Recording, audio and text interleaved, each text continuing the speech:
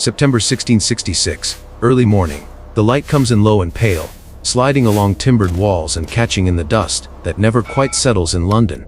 You are standing in a narrow street not far from the river. The air smells of yesterday's hearth fires, of tallow, of damp straw. Somewhere a baker is already awake. Somewhere else a bell is being tested. One dull strike, then silence again. It feels like any other morning. It feels safe because it always has. You do not know it yet, but this is the last time the city will wake like this. London in the early autumn of the 1660s is crowded beyond memory. Close to 500,000 people press themselves inside medieval walls never meant for so many. Timber houses lean toward one another, upper floors almost touching, their shadows crossing like fingers. Streets are narrow, crooked, unnamed except by habit. Carts scrape by with inches to spare. Everything that burns is stacked above everything that sleeps. You can smell the river from here. The Thames is low, thick with traffic even at dawn. Coal barges from the northeast, wine from France, sugar from the Caribbean. Trade has returned after years of war and plague. People tell themselves the worst has already passed. The great sickness of the mid-1660s took perhaps 100,000 lives. That is what the burial records say. The dead are gone now. The living are tired of fear. At Billingsgate, fishwives are already shouting. Their voices carry over the slap of water against the wharf. Prices are argued with the same intensity as ever. A pound of butter, a loaf of bread, a yard of wool.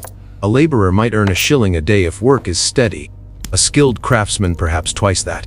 Rent takes most of it. Firewood takes more. No one wastes heat, no one wastes light. Candles are snuffed early. Hearths are banked, not extinguished. You move with the morning crowd as it thickens. Apprentices hurry with baskets. Clerks step carefully to avoid filth in the gutters. A woman leans from an upper window to shake out bedding, dust drifting down like dry snow. Somewhere, a rule posted by the ward reminds householders to keep buckets ready against fire. The rule has been there for decades. It has always been there. Near Pudding Lane, a baker's shop is already warm. The oven has been burning since before dawn. Bread must be ready by morning prayers.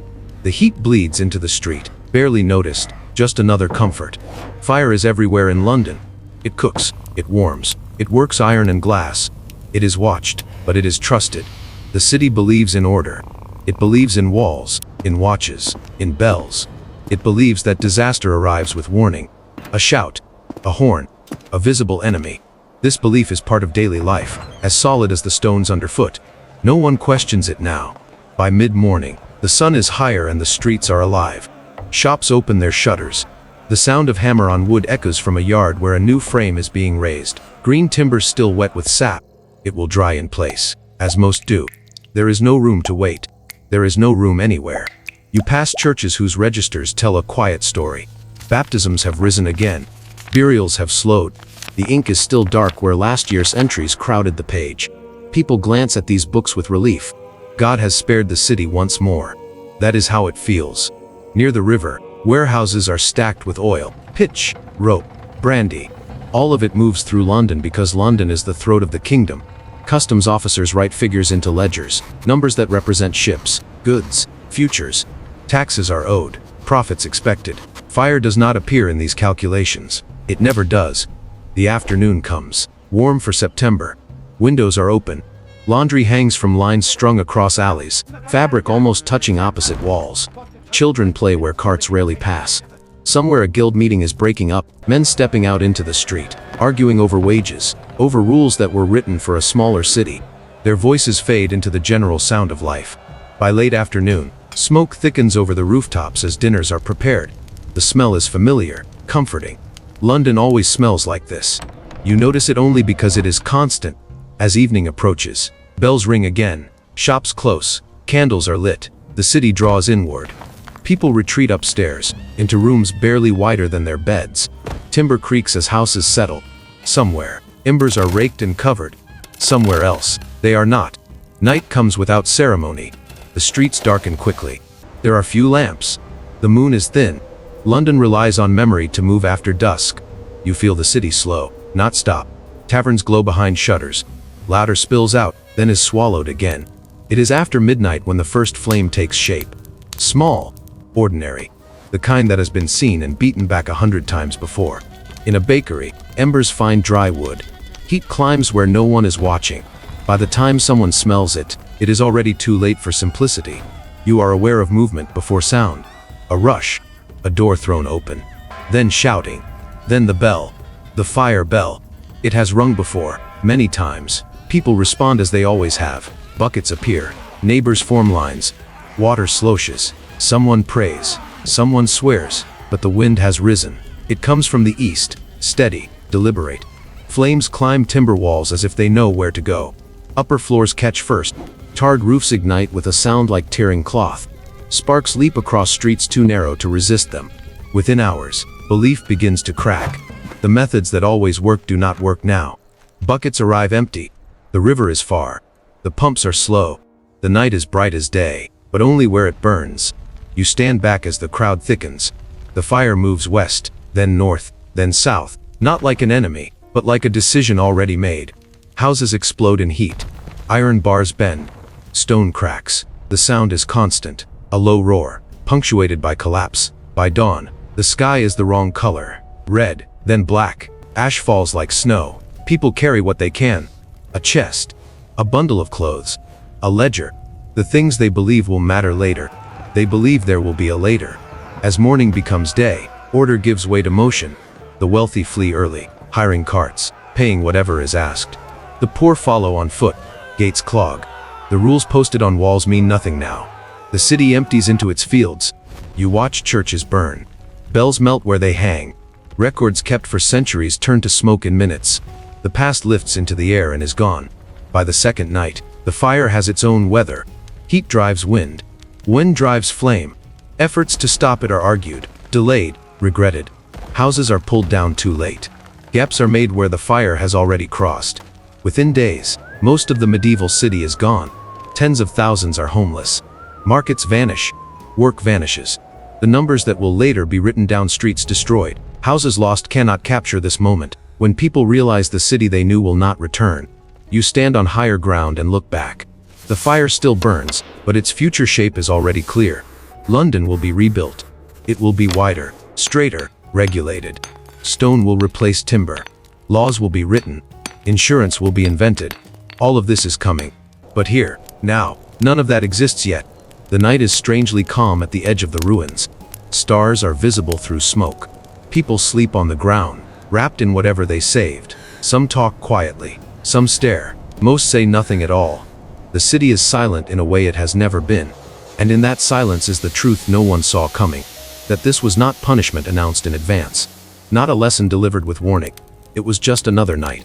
Another fire. Until it wasn't tea. No one knew. No one ever knows. October 1666 arrives with cold mornings and a sky that looks too clean, as if the smoke has been scrubbed away. The fire is over, but it has not finished happening. It continues in the ledger books, in the court petitions, in the cracked hands of people who cannot find their street because their street no longer exists. You walk where lanes used to be. The ground is uneven underfoot, a crust of ash and broken brick. Charcoal timbers lie half buried like ribs. The air still holds a bitter tang when the wind drops. In the early light, you can see heat shimmer above certain patches of rubble. The city smolders for weeks, not in flame but in memory. London's sold heart inside the medieval walls. The wards that once kept their own order has been opened up like a body.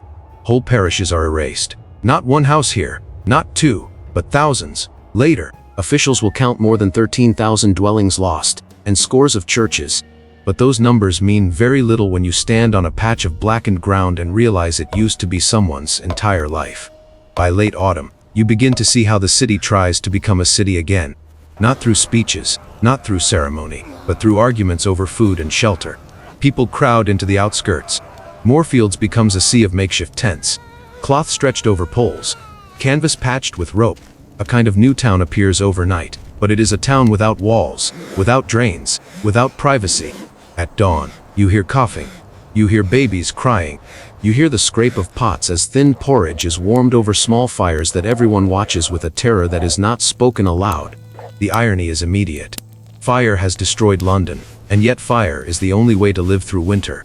You see it in the way hands hover close to embers, in the way faces turn toward heat like plants. No one says, out loud, that they are afraid of warmth now. But you can feel it.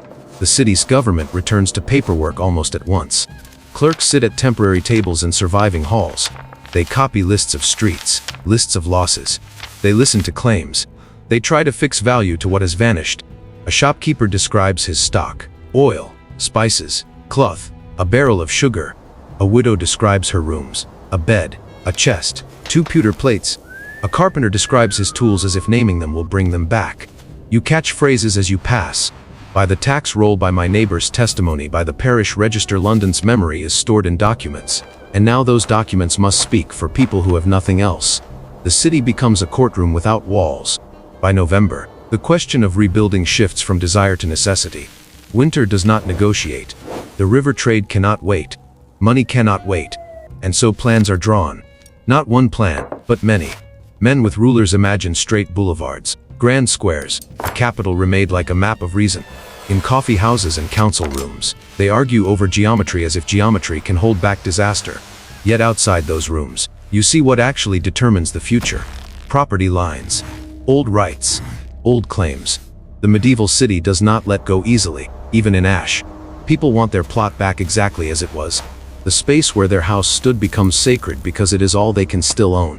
By early winter, proclamations appear. Orders about building materials.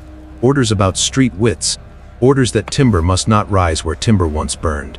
Later, these will be known as the rules that pushed London into a new age: brick, stone, measured streets, limits.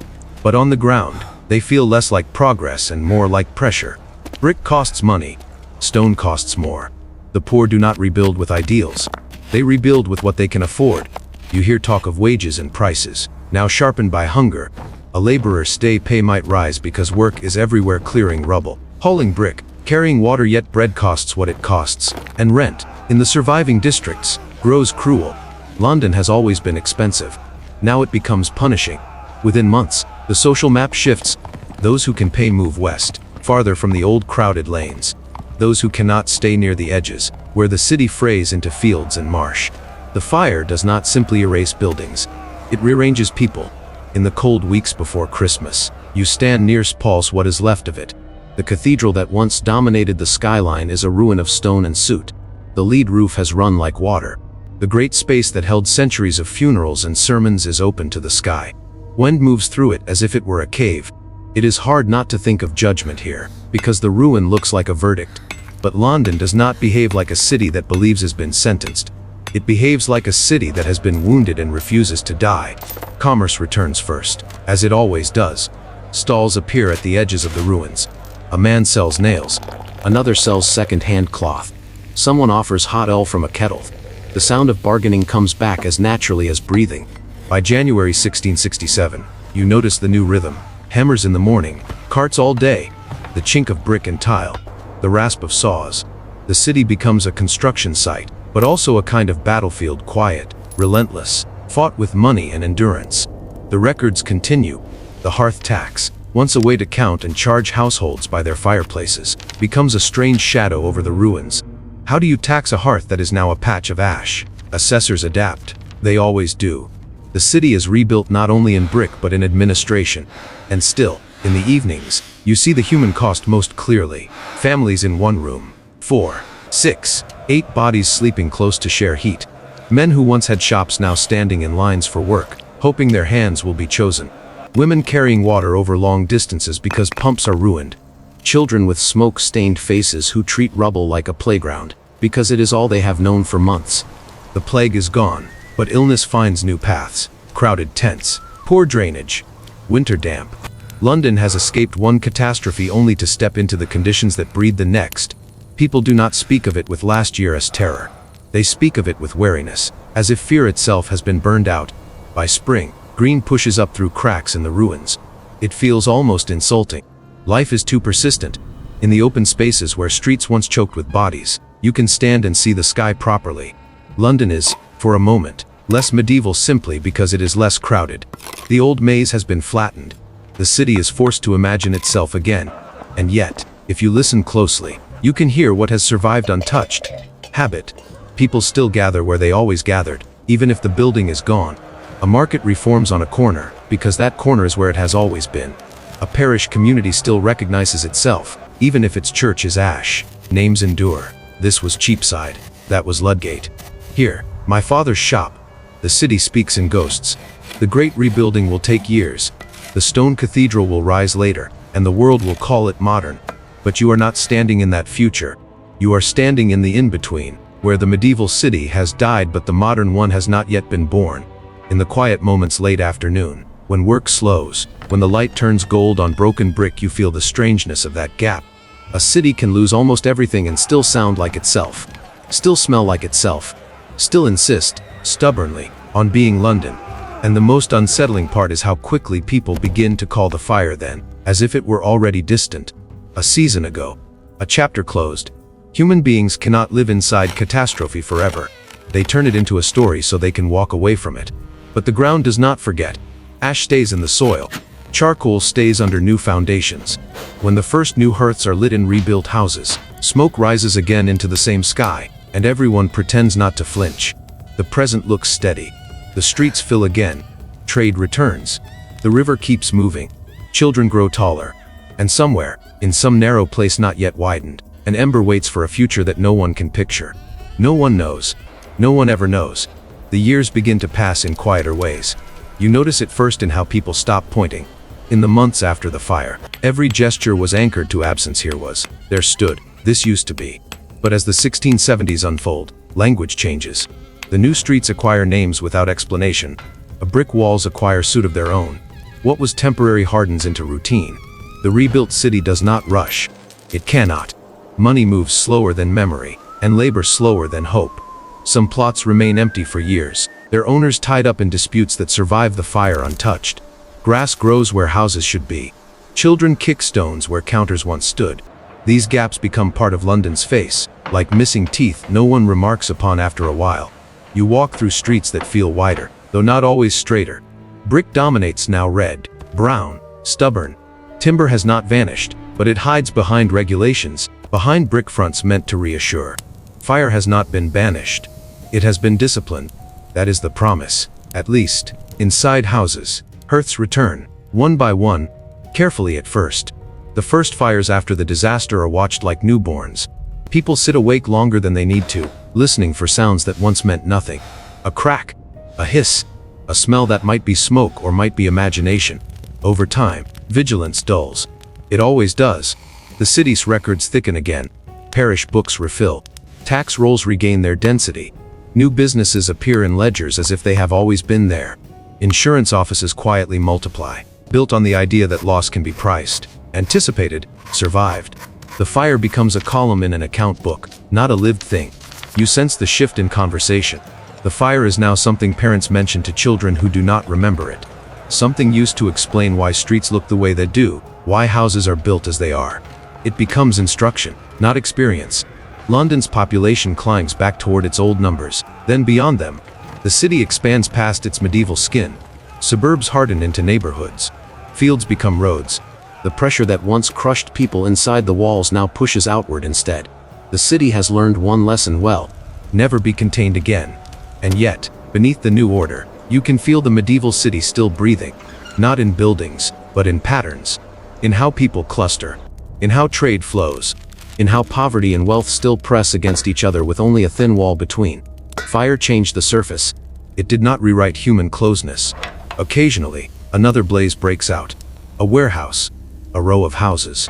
It is stopped quickly, praised as proof that London has learned. Buckets arrive faster. Pumps work better. Walls hold. The newspapers call it a near miss. People nod. They believe this is control.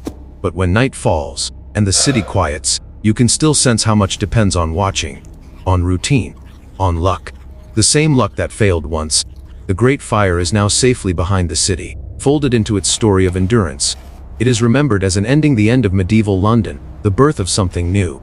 That is how histories like to shape it. Clean edges, clear transitions. Standing here, you know it was messier than that. The medieval city did not vanish in flame. It dissolved slowly, carried forward in habits, in fears, in crowded rooms rebuilt under new rules. Fire did not judge London. It revealed it, how tightly it was packed, how much it trusted continuity, how unprepared it was for the ordinary turning catastrophic. The present feels stable. Streets are busy. Shops open at dawn. Smoke rises, controlled and familiar. The river keeps its traffic. Bells ring again, restored or replaced. sounding much the same as they always have. Nothing warns you, now, any more than it did then. That is the final truth the city keeps to itself. Disaster does not announce the moment when it becomes inevitable. It arrives disguised as routine, as warmth, as a fire that has always burned before. And London lives on, not because it knows what is coming, but because it never does. Cess.